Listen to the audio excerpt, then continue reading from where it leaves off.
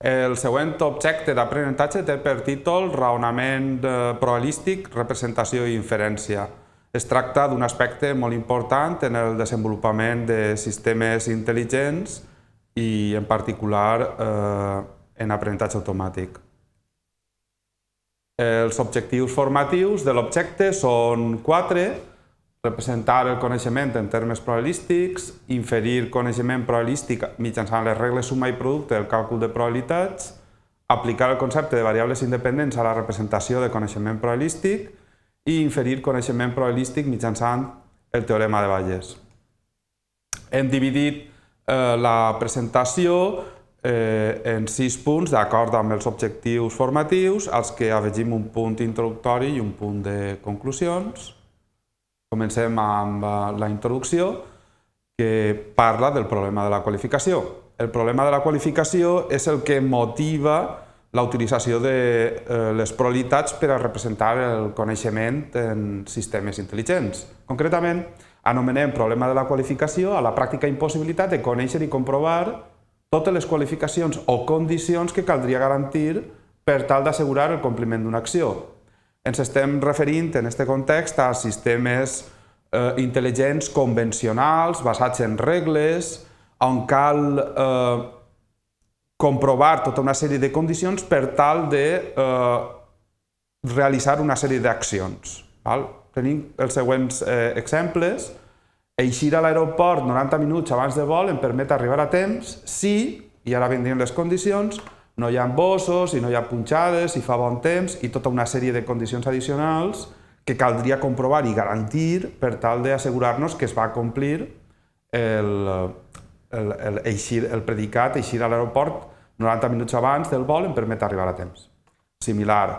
Un altre similar seria un bot ens permet creuar un riu si és un bot de rem i té rems i escalen, si no estan trencats i encaixen, i etc. Tota una sèrie de condicions que hauríem de comprovar per tal de garantir que es complirà un bot ens permet creuar un riu. Aleshores, el que tenim així és que en els sistemes de raonament convencional, en el món real, cal comprovar moltíssimes condicions per tal de garantir que amb seguretat es va complir el predicat lògic o acció al que s'associen. El que ocorre en la pràctica, en el món real, és que això és impossible. No podem enumerar-les totes aquestes condicions i el que fem és treballar amb una certa incertesa. I necessitem incloure un cert model d'incertesa en el sistema. Concretament, el que fem és incloure la incertesa com a part del coneixement i la representem mitjançant probabilitats associades als successos o proposicions d'interès. Una manera de fer-ho, representació probabilística, passem al següent punt, una manera de fer-ho seria utilitzar la distribució de probabilitat conjunta de les variables aleatòries d'interès. Vegem un exemple. Considerem l'exemple del dentista. Es tracta d'un pacient que arriba a la consulta d'un dentista i cal representar el coneixement per a diagnosticar si el pacient té càries o no. Podríem estudiar moltíssimes variables d'interès, però considerem que n'hi ha 3 de rellevants. Dolor, que representem amb la D majúscula, que serà una variable binària. Càries, que serà la que volem comprovar, la que volem predir, que representem amb una C, 0, 1, i buit, si hi ha buit o no, i que representem amb una B, que també seria binària.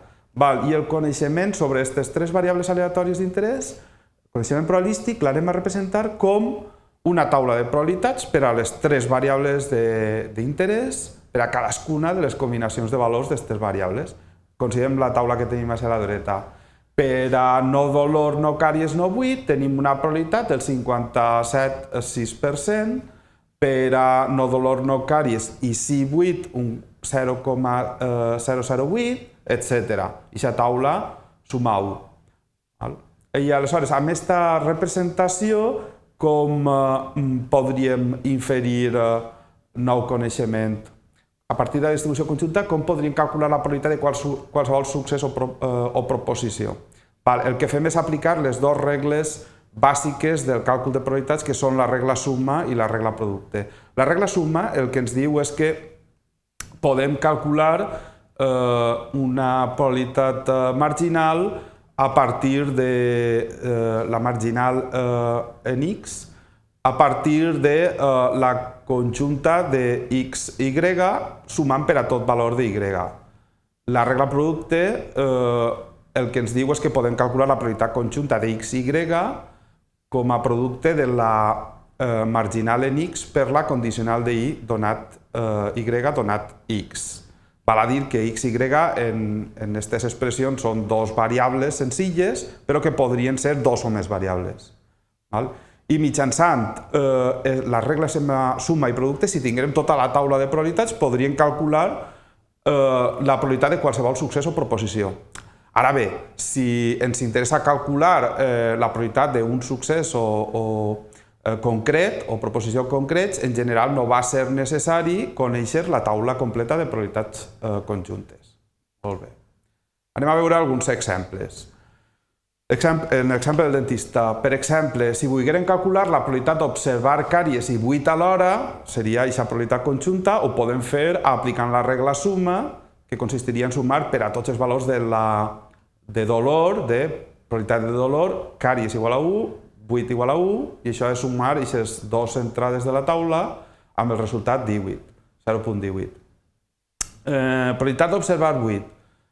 Volem calcular aquesta probabilitat, tornem a aplicar la regla suma dues vegades, o simplement una si voleu, sumant per a tots els valors de les variables que volem extraure, o sigui, que volem aïllar, que volem ignorar, que són dolor i càries, només volen quedar-se amb la de 8, aleshores tenim que sumar per a tot valor de la resta, el resultat seria sumar aquestes entrades de la taula, 0.2.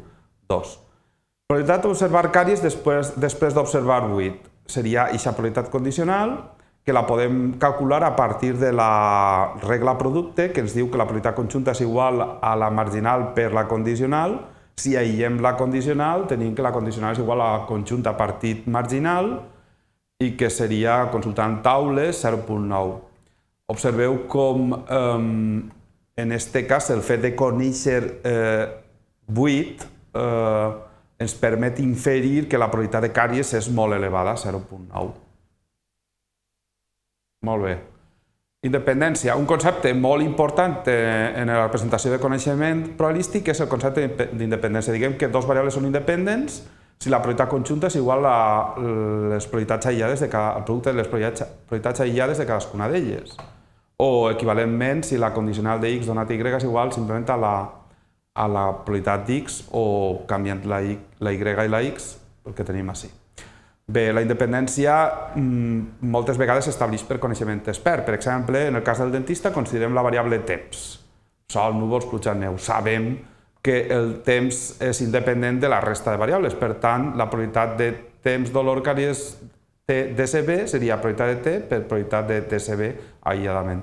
I això per a què ens pot servir? Això ens pot servir per a reduir el nombre de probabilitats a emmagatzemar. Si volguérem emmagatzemar T de DCB en una sola taula, això són 2 a la 4, perdó, això serien totes les possibilitats, que serien 32, mentre que si emmagatzemem aquestes dues taules per separat, serien 4 més 8, serien 12 probabilitats. Molt bé. Un resultat molt important en inferència probabilística és el teorema de Bayes, que ens permet actualitzar el nostre coneixement sobre una hipòtesi Y després d'observar una evidència X. Concretament, la probabilitat d'una hipòtesi Y després d'observar una evidència X es pot calcular aplicant la regla producte com ara la probabilitat de l'evidència de la hipòtesi aïlladament per aquest factor d'ací, que és probabilitat d'evidència donada hipòtesi partit probabilitat d'evidència. Dit d'altra manera, la probabilitat de la hipòtesi donada l'evidència és la probabilitat que es produïsca l'efecte Y després d'observar que s'ha produït la causa X. O sigui que hipòtesi, efecte, evidència, causa serien similars. Bé, vegem un exemple. En el cas del dentista volem inferir la probabilitat d'observar càries sabent que hi ha dolor, sabent aquesta informació que tenim així, la de càries a soles, dolor i dolor donat càries, per Bayes, la probabilitat de càries sabent que hi ha dolor és aplicant aquesta expressió d'ací, igual a 0.34 per este quocient 0.61. Observem que hem actualitzat el coneixement de càries. Aïlladament era 0.34, però sabem que hi ha dolor és 0.61. Per tal de concloure la presentació, anem a remarcar que en aquesta presentació hem vist com representar el coneixement en termes probabilístics, també amb variables independents si en tenim, i també hem vist com inferir coneixement probabilístic amb les regles suma i producte del càlcul de probabilitats i el teorema de Bayes. I així acaba la presentació.